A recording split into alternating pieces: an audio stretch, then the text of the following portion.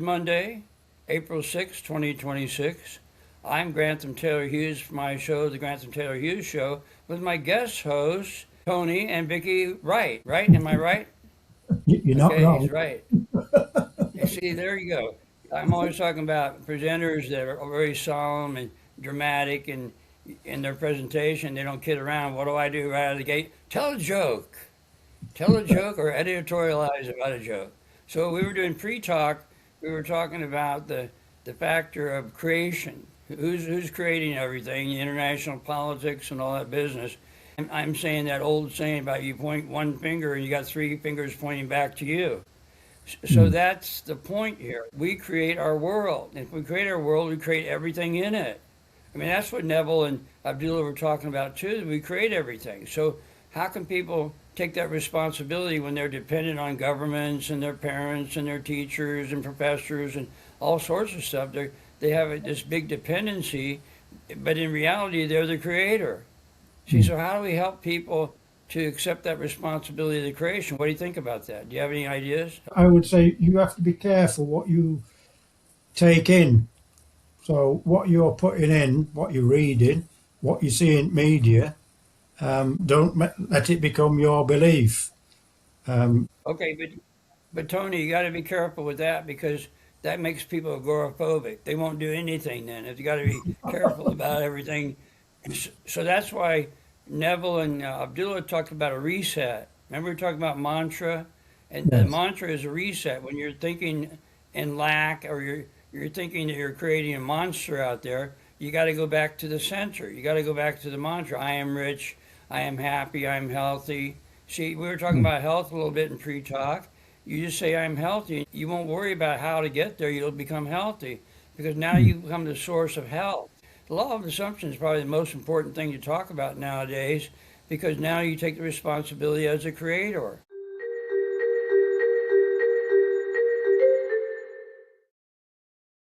You don't have to Right. be concerned how the mess that you created from the past from many lifetimes. And you wonder the molecular hard substance that's around us is created from many lifetimes. You see, so how do you correct that? Well, you get back to the center, get back to the reset.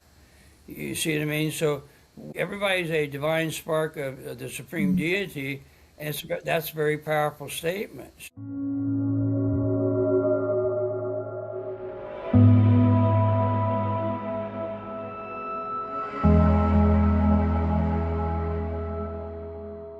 See, so everybody's at least 10,000 sons of power, and so how much do they harness with that in reference to creating their good in their life? You see, so that means you got to get back to the reset. When you're thinking incorrectly, you got to go back to the reset.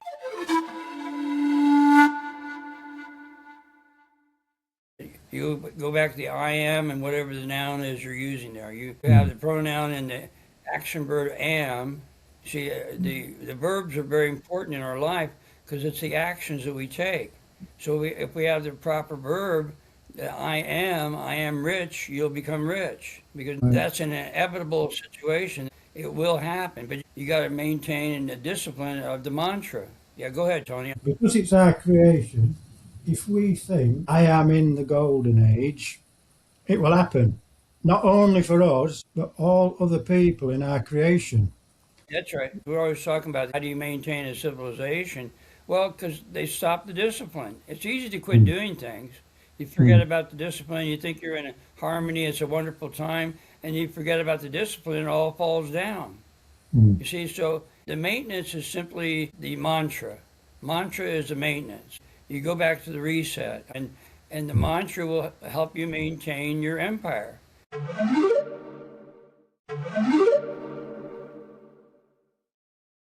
See, so you got to keep the discipline up, and that's why our podcasts are reinforcing the fact of the discipline. See, and it's not a hard discipline, but it's still a discipline. You have to do something. Remember, ours is not the reason why. Ours is but to do or die, the Tennyson line. We need to be doing something, albeit people get tired of in the doing type thing, but that's irresponsible because the supreme deity is the only thing that's doing a no thing. We have to do. That's our responsibility to do something.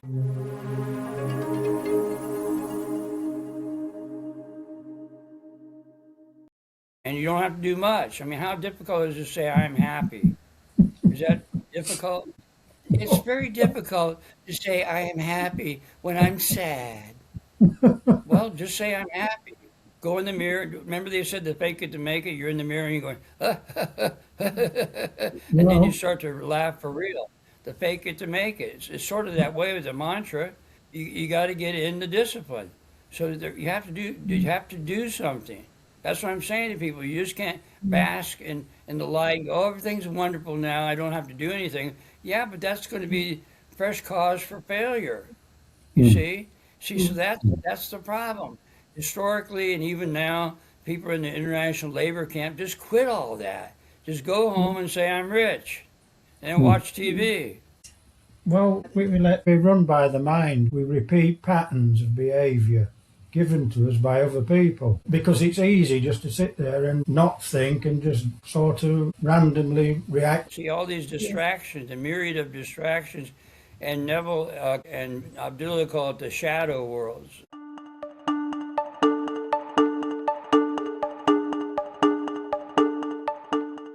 The shadow worlds is your outer world, the exoteric world. There's so many distractions away from the reset. See, and you forget the reset, you forget the mantra over a long period of time, and then you've got this world of creation in a big mess. You get political problems, and you're saying, well, you got to look to the government or leadership. It's their fault. It's some group's fault. And you're going, well, that's irresponsible because it's your fault. See, if you don't get back to the creation and you don't assume the position of the creator, then what's going to go happen? You're going to create all these other dependencies that you've created. See, the explanation is unnecessary, but the mantra is very important. The I am is extremely important. You got to be careful because there's groups out there, they have these I am teachings that get into the ascended master stuff and a lot of nonsense. So you got to be careful with that business. They get away from the mantra of I am happy, I'm healthy, I'm rich. They get away from that. They don't simplify things. They make things complex because they want donations from people. Please donate to our cause.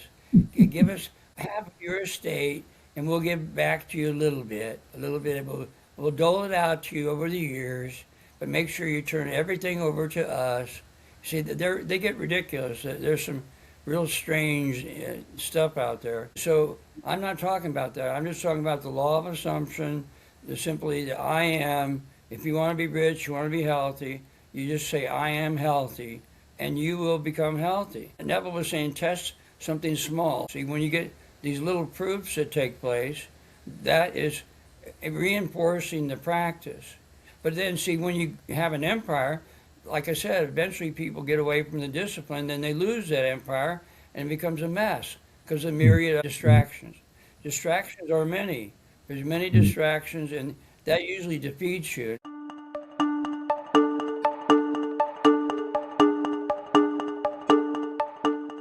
That's a negative force. See, the negative force is built on distraction because that evil demon wants to maintain its empire, so he will distract you. So there is a battle with that. I mean, in religions, they call it the devil or Satan, and there is a demon, I think, that controls everything, and that demon creates a distraction. See, so you're in a battle with that, but the battle's easy if the weapon is I am rich. I mean, that's your weapon. That's a nice piece of artillery there that you have there in the war. The war of the law of assumption. You will defeat inside of you. Yes, sir, go ahead. I was what you call a news hound back in my past, my youth. So I was unaware that I was creating, but I was obsessed by the news. So I might read 3 newspapers a day, channel hopping, watching all the news, taking all that in, believing it. So I was creating that mess that I was reading about, and I didn't Right. know. That's right. Yeah. That's So right. it's, Well, that's what I mean, and that's the key word. I wasn't aware of it. So the awareness of the I am consciousness, that changes everything. But it's not difficult, but you got to be aware of it. If you didn't know it existed, then you're going to be in the lack worlds. You're going to be in the myriad of the big distraction worlds. See, but to defeat that distraction worlds is simply the mantra: I am rich, I am healthy, I am happy. All the nouns that you want to stick on the end of the pronoun and the verb to be, which is I am. You see what I mean? When you do that, then that defeats all these distractions. But that's the battle. You have to get to the reset.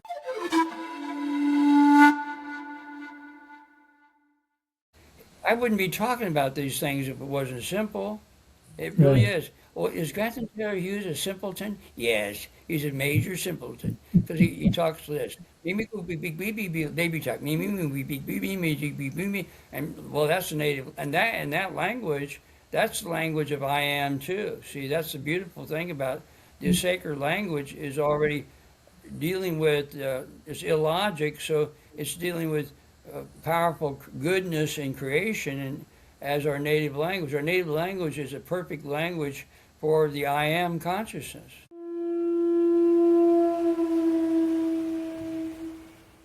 You see what I mean? When we get into we don't have to do logic patterns because you're thinking in logic sometimes, logical things that you're thinking of, right? And Yeah. that process is the distraction, the lack. The lack is logic. Logic is lack. Oh, I like that. That's very good. I coined that today. Lack is logic. It's alliteration. Logic, lack. Antithesis language. Wow, this guy's really sharp. Who is he? I don't know. It's Grantham Taylor Hughes.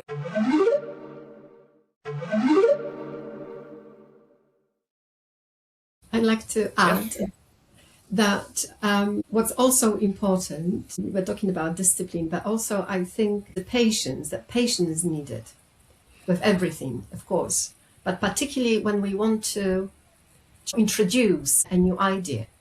And I can refer back to the times when I really wanted to play an instrument, musical instrument, as an adult, and I never had a chance to do it when I was a child, and I was kind of programmed by my parents that I'm not musical, I don't have ear for music, and therefore I don't have the ability. So my sibling was encouraged, I was actually discouraged to do it, and here I am in my 40s thinking, well, I would like to play an instrument. I like to play. Every day I was thinking about playing this instrument. I was like, how can I get rid of it? But I just couldn't get rid of this thinking. So I kept thinking, and kept repeating for about 2 months that I'm able to do it. It's like since we have that limitation in the West of 100 years and you're out of here, they think that you can only learn things in your youth, and then once you're past your youth, you can't do that anymore. That's nonsense. If you're in portality, you can live as long as there's ground to stand on.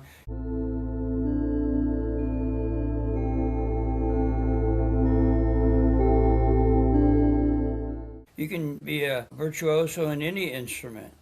You see what I mean? You just spend time in the discipline. But when you don't have a limited amount of time, then you're stuck in that limitation. See, and when we talk about illimitable, no limitations, you can do anything. See, if you have plenty of time, you can be a virtuoso in the violin and the piano. I want to play the piano. I really like to be a really great pianist. I wanted to be a singer, all those business, okay? And so you can still do that. It doesn't matter. See, once you get rid of all those limitations that we're teaching about and you get on the bandwagon of portality, you can live as long as you want. Not forever, but you can live a long time.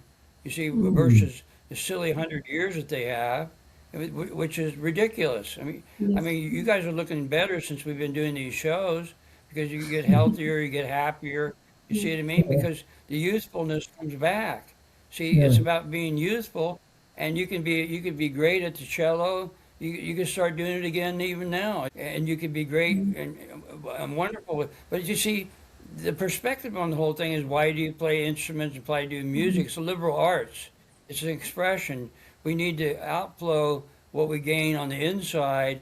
Otherwise, we get bottled up. See, that's why they're always saying you should get a profession or a skill, learn a skill and be efficient at the skill, because now you have an outflow of a liberal art. See, that helps you maintain your life. Like my teacher was always saying, we're always talking about be of good cheer. Laughter is a survival factor. So when you have a good sense of humor about things, you take things lightly, that helps your youthfulness too as well. It maintains your life and you can look good for a long, long time. So it's a load of nonsense that you can only be in your youth. You can become a virtuoso at the piano or a violin or the cello or whatnot.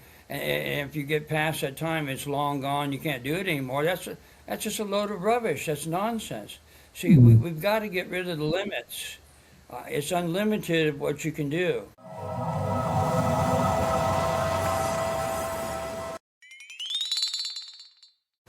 You see what I mean? There's no limits. There's no issue about time. You get on the bandwagon of mortality. You deal with your pains and ills and what have you. Times. So we got to get on board with truth. We are the yantranauts, the presenters of truth.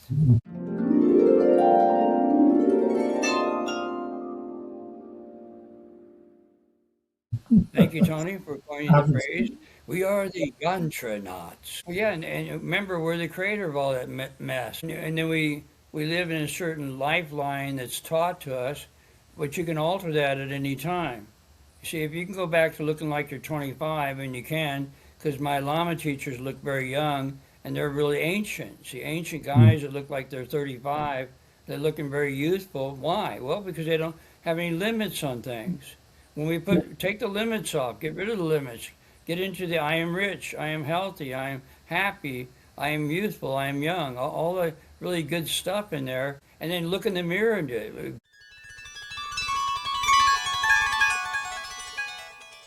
Boy, if you go look in the mirror, I recommend put a chair in front of a mirror and then just create whatever you want. Create what you want to look like, and you're in a room with billions of dollars. Oh, there's billions of dollars there. You can see it. When you do that, people will be wondering, why are these people sitting in front of the mirror all the time? Yeah, you went over to their house. Where are they? Well, don't bother me. I'm sitting in front of my mirror. What are you doing? Well, I'm creating my world. Oh, you got some good hair today. What are you doing? All right, go ahead. There are situations when people look at the mirror and they are witnessing a phenomena that they don't have any explanation for. They see, instead of themselves, they see the old mother all wrinkled in the mirror. You can change and look more youthful. You keep looking at it and make yourself look more youthful. See, it's spooky about that too, because people get real nervous about.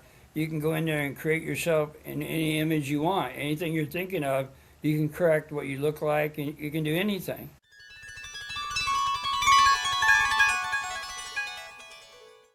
You see, so when you get this truth out, the religions hate the whole thing, and you know, the governments, they don't want people to be the creators, but they want to be the creator too. So it doesn't really hurt what we talk about, because it gives opportunity for everybody to do the same thing. So there's a great beauty in doing that. But if you're spending 24/7 in front of the mirror, that's pretty ridiculous, you know. I recommend doing 9 minutes. And the reason why I use the number 9 is harmonic resonance, divisible by 3. Remember we talked about doing 9 minutes in front of the yantra.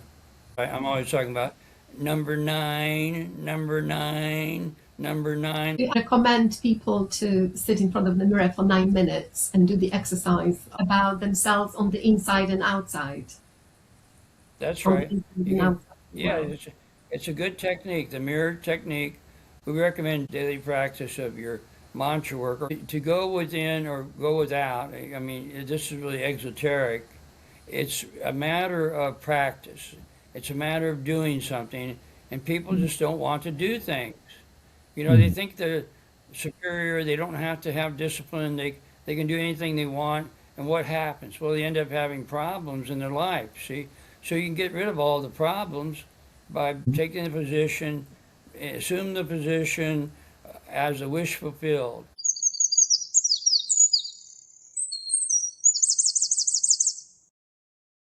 The fulfilled self, see? Work from the end, as they talk about. If you work from the end instead of at the beginning, then you're going to be in a place of causation. So remember we talked about cause and effect, but if you're first cause, and if you can get your logic consistent with that, which is hard to do, it's hard not to be somewhat lacking in the logic patterns, because remember I said lack is logic is lack. When we get back to the native language in the golden age, then the battle is over. The battle's in logic, Tony and Vicky. That's where the battle lies with our own self. That's why we have to do the reset of the mantra. But in the sacred is an entire mantra of itself. Think about it, it's a language of mantra. Isn't that powerful? See, but people don't understand that. They think, it doesn't make any sense, I don't understand. Well, look at the words, standing under it. See, standing under the tower. So until we get to the language of mantra, which is a sacred, the power of good cheer and the creation that takes place, your empire is created with the proper language.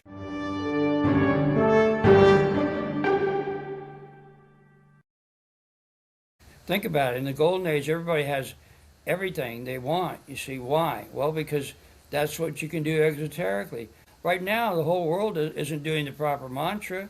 They're out there in the silly labor camp and doing all sorts of government nonsense, and all they need to do is stop doing that. Just quit it, go home and do the yantra. That too.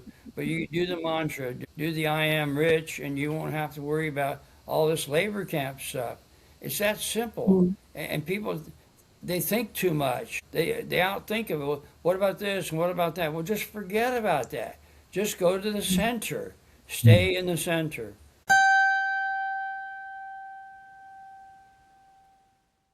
Is there any relationship Yes, between our divinity and science? Because there's increasing interest, we observe, people, particularly younger generation, people have sort of interest in God, mainly because religion is not really fashionable nowadays. People don't really follow religions, so to speak. They only discover some aspects of religion. But because in the collective consciousness we have that sense of, how shall I say, luminosity, sense of divinity. So the interest in divinity and God, right? Well, that's esoteric, see, which I have no problem with. Well, a lot of people think I am some kind of guru and whatnot, and they get enlightenment when I'm talking about things, but I don't really ascend to that. But I am a sat guru. I'm a self-realized person, but I'm not part of a faction per se. I'm Grantham Taylor Hughes, and I'm talking my stuff, which is mostly exoteric. But I have no problem with what you're saying there, Vicki, because people have a keen interest in afterlife and spirituality and things of that nature, but also they don't want to be miserable exoterically. So that's why the law of assumption is very important.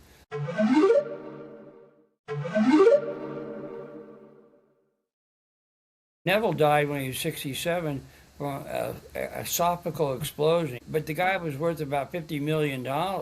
So I know I Am Rich does work. See, that's credibility. So he has credibility in terms of what he was worth.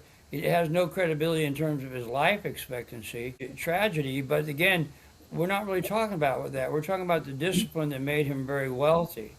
You see, and that's what you want to do. So I apologize for not really talking about divinity or God that much. But again, we're appealing to people to make their way in the exoteric worlds. And when we do that, then we'll be greatly appreciated. We're empire building, as I call it, and anybody can have it. Unlimited amount that you can have. People want that. They want more and more. That's what Wallace Waddles is talking about. People want more. They want more happiness. They want more beauty. They want more of everything, and that's okay. We're giving out more, and that's what we do here.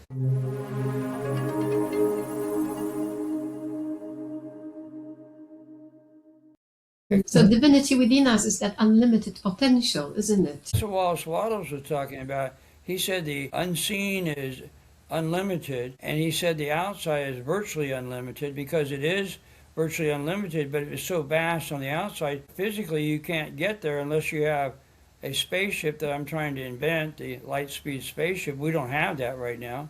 You have it in the fantasy worlds of entertainment where they have Star Trek and all that business, but exoterically, you don't have that. But I'm going to create that because I know how to create it. But they're not doing it at NASA. They don't have the knowledge to do it, see?